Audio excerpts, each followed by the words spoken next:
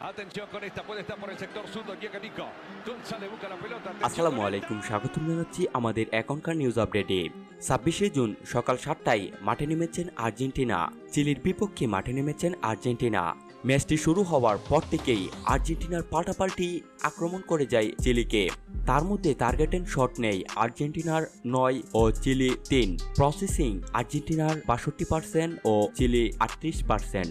Foul আর্জেন্টিনার 9 ও chilli 12। এলো card আর্জেন্টিনার 0 চিলি 2।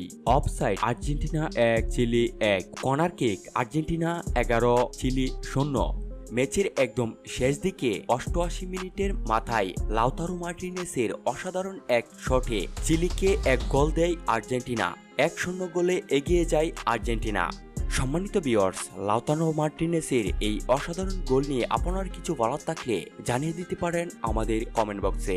এতক্ষণ ভিডিওটি দেখার জন্য আপনাকে অসংখ্য ধন্যবাদ।